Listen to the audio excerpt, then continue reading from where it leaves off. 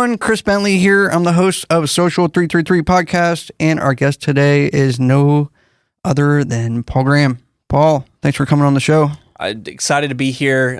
Traveled halfway across the country, if you will, to be here. But no, thanks for having me on. Excited to chat with you and learn some stuff. Yeah, so tell the audience a little bit about like what you do and your business, and really, we cater to entrepreneurs and business owners. So Yeah. So I'm an entrepreneur myself. I tried to convince my mom to give me $40,000 to put a patent down when I was 8 years old. And so if that doesn't scream kind of the everyday lemonade stand, I don't know what does. So for myself, I've been in a number of industries, what have you, and today help high income earners offset their taxes with passive cash flow with oil and gas. And then also just helping companies really grow and scale in ways that give them more lifestyle freedom and the ability to work on their business than in their business, right? And really that transformation. And then also have it optimized for, scaling and selling, and really transitioning from being a business kind of owner to like actually a company, right? And not just that kind of professional job that you really have. And so it's been really exciting to meet with other entrepreneurs, like yourself, and really talk to people about what they're really aspiring to do, and also like where they're trapped and ways or things or even mindsets that they can do to like really transform and kind of get out of that. So let's talk about that passive cash flow, because passive cash flow is, I can't really speak today, but passive cash flow is like the big like buzzword, right? Like you go on the internet, everybody's like, oh, like I'm going to make passive income just, I don't know, doing whatever, like selling lemonade, right? Sure. And have scale it to a different level. Yeah. But like talk about what kind of passive cash flow like you can offer to people. Yeah. So I'll say this to give a slight background in my experience. I've been a commercial real estate broker. I have a portfolio of a number of properties, both long-term and short-term rental. I've always been under the mindset, impression, read the books, heard the podcasts about passive cash flow. And it's not actually passive. I can't just go to the mailbox, right? I have tenants, toilets. I've had no termites, but you get the idea. And so with oil and gas, at least specifically, like it is truly mailbox money. And so one big thing that I've really been focused on in my life has been a lot of like headspace. So even though I can buy the portfolios, have the rental properties, occasionally get a new tenant, replace that door that the tenant accidentally, damaged, right? I say that because that's what I'm currently doing. It's not accident.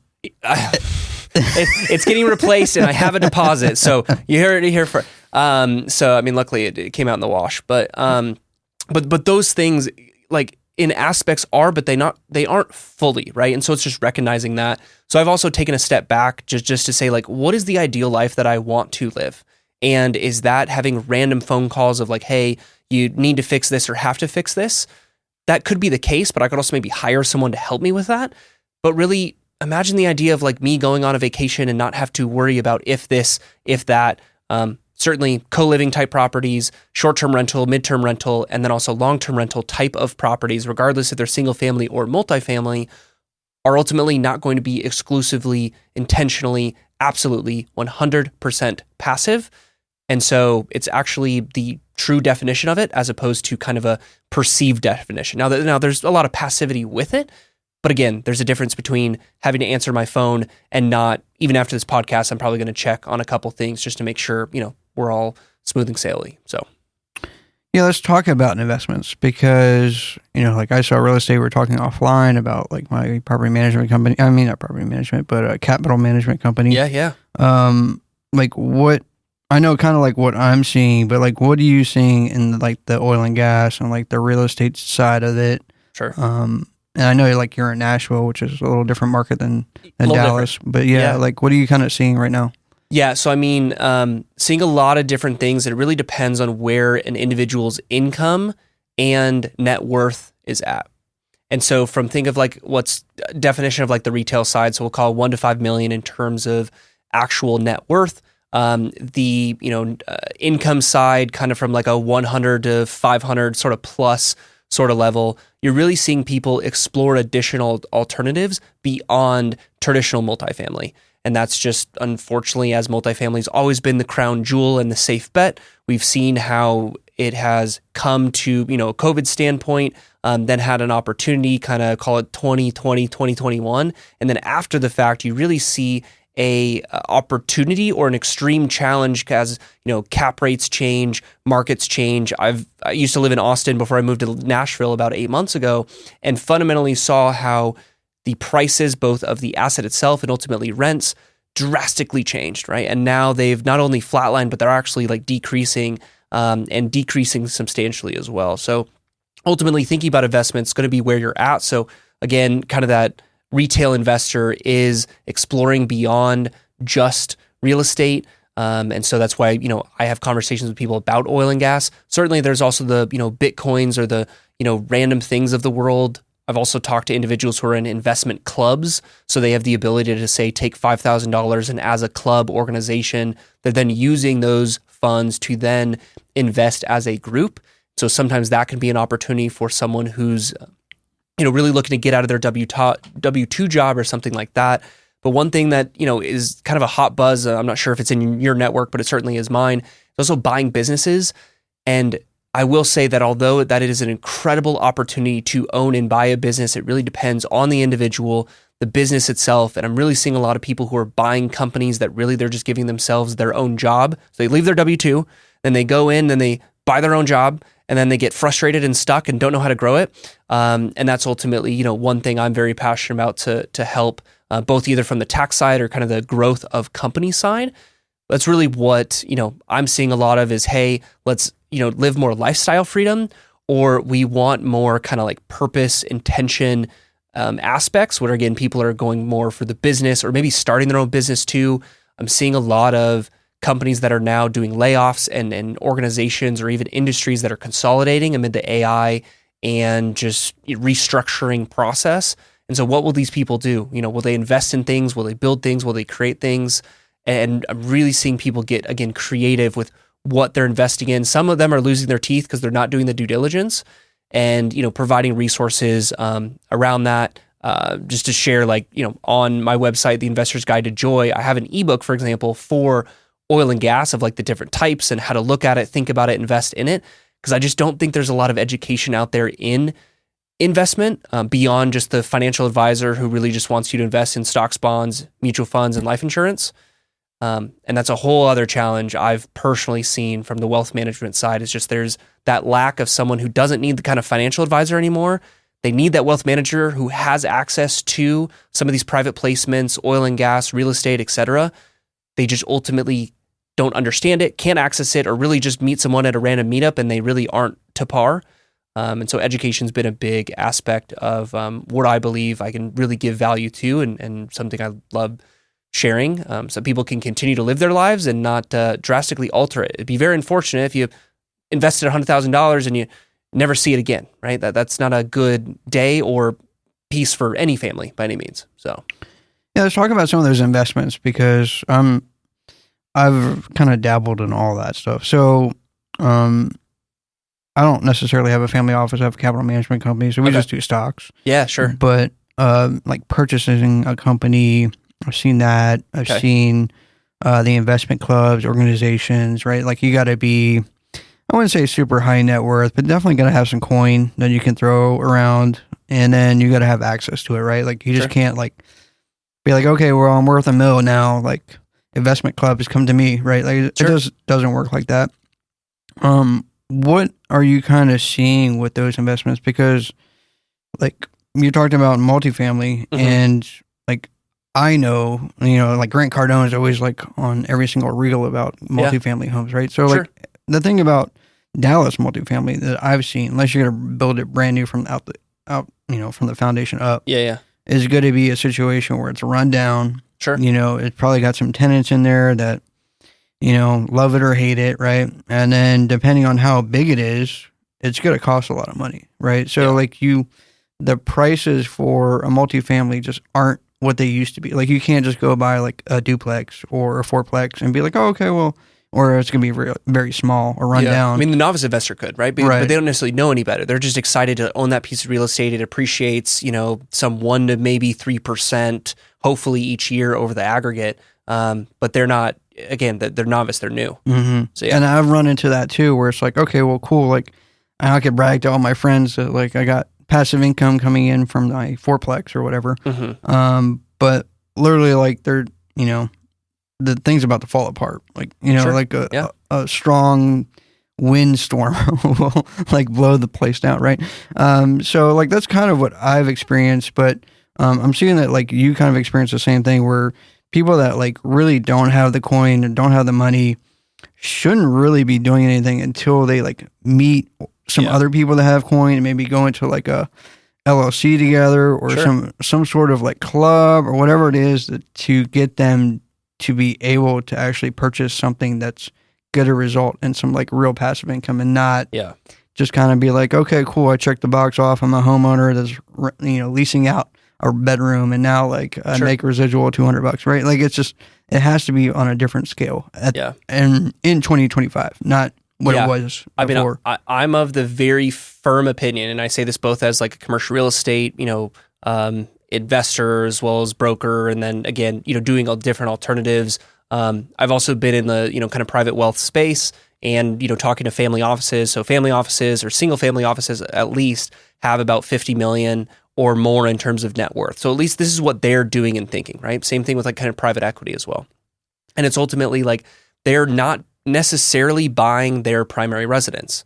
Now, you know, high net worth individual certainly probably wants to, but what my recommendation is for someone who's looking to ultimately change and grow their wealth is not buy the primary residence simply because it's not actually an investment or asset, right? Yes, it potentially can go up. You've seen some changes again in the Dallas market. You've seen changes extremely in the Austin market, which I'm more familiar with. But fundamentally, if you're putting $100,000 into a primary residence, you could take that 100 and put it into other investments and get 10+% return. Oil and gas is like 15 to 30%, right? That's very different than your traditional, on average, 3% a year home. So I would just challenge the idea of like, why are you investing in things and do you actually have to own it? Could you, you know, lease it? And that kind of where Grant Cardone comes into be, where he's also like, hey, like, don't own your property. You should not own your property that you live in because you have the opportunity to invest in other things. Now, there's a difference between like Grant Cardone or like Brandon Turner's type of funds in terms of their, you know, details that we don't need to get into, but really just challenging the common individual who might be in the W-2, who's looking for tax saving advantages, you know, wants to have some of that cash flow, maybe some appreciation or some sort of opportunity. Like, I'm just of the belief that you don't need to own everything and you can diversify into different aspects. And to your point, learning in clubs, learning in masterminds, but ultimately like it's on you until you're at that level of having a wealth manager to really guide you with your wealth. And then transparently, I know a number of wealth managers and talked to one the other week, and it was just a lack of understanding of what actually these investments are, because essentially the challenge is because they're licensed, they themselves typically cannot invest in some of these projects. So you basically have just an ignorance, unassociated, I'm looking at the paper without the lack of experience guiding you. It's almost like that college professor. Some may have experience, right? But most of them don't and haven't for, you know, decades. And so that's then the challenge for individuals is it's really, you know, buyer beware. And so you need to do your own research in order to truly understand what is there and what aspects and risk implications are there. Because again, I've talked to a number of people who've just lost that $100,000 for someone they met at a meetup to put into a multifamily opportunity when, truth be told, you know, multi may not be the path to go. Sure, value add type projects do have some potential, and it's really going to be dependent on the deal. So it's not a never buy. It's a strategic type of purchase. And that really just comes with, you know, the understanding of what it is. And not everyone puts the time and understanding of what it takes to actually invest. And there's these things called black swans and random things that happen that who could predict some of these things, right? And so ultimately, you know, as an investor, it is just what is your risk adjusted return and your competency to invest. That's something that's just on your own, right? But myself and others are there to kind of help, you know, guide you, coach you, or potentially, you know, help you with some of those aspects. Yeah, so a little bit about mine. Like, so I know a guy that knows a guy and knows a guy kind of deal. I got into like a real estate multifamily building from the ground up, big project stuff. I couldn't easily afford it. I mean, it just, you know, talking about like 50 million out the gate. Yeah, right. Sure. I mean, I'm talking about like a big project, not just like, you know, just something small. And I'm like, okay, cool. Like, here's a couple bucks, right? And like, let's roll. There's obviously like a minimum, obviously, to invest with those guys. But I'm seeing the same thing. So like somebody that's, a W-2 person or even a W-9 person, like they're a business owner. Yeah. They manage to scrape a couple bucks together. Business is rolling pretty good. It's not to a scale where like they can just kind of step away, but to a scale where they got some money, they can invest it. And then they get into like oil and gas or like a multifamily or a big project or something like that. Like what kind of tax strategies are you seeing out there? Or like what can you kind of like offer people? Even like myself, that's like, hey, look, like, I'm going to make 20 to 30% on that investment, it may be like 4 years from now, but like it's going to be a big deal.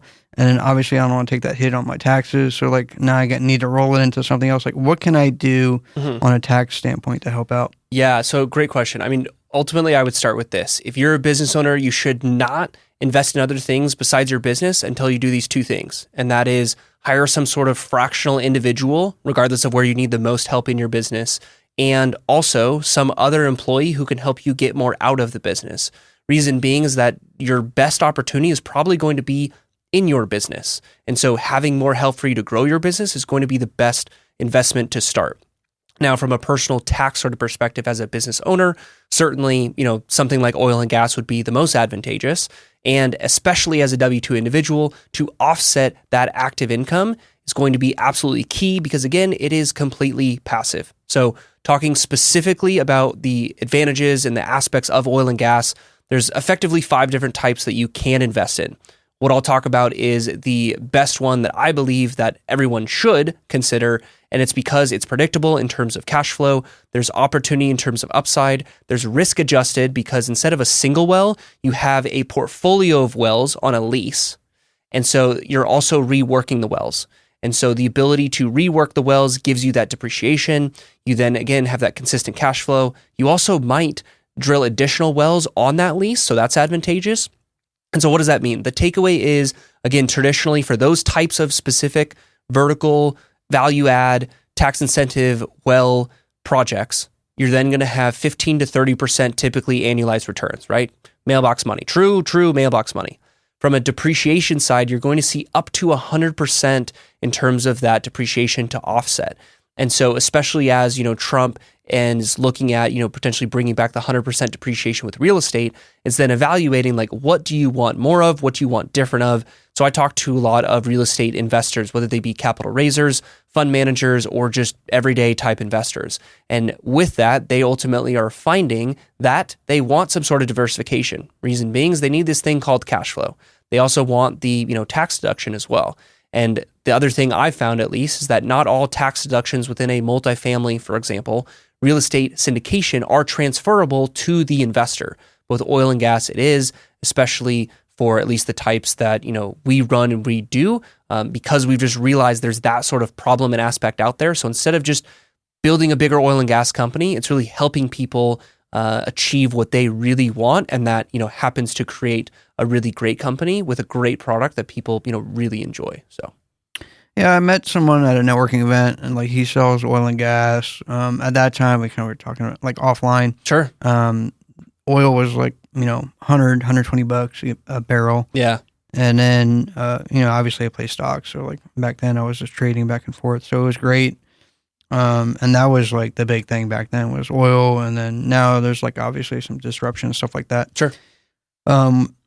With oil and gas, like I know for myself, like I almost got into it and I was like, okay, well, like, it's something that like I absolutely have no idea. I mean, I see some cool videos on the news about some dudes and like drilling and they're all oily. And then I follow a couple. And just covered in money. Yeah. And I just like, I'm looking at this stuff and, if somebody were to go into oil and gas, like what would you recommend for them to do for like due diligence?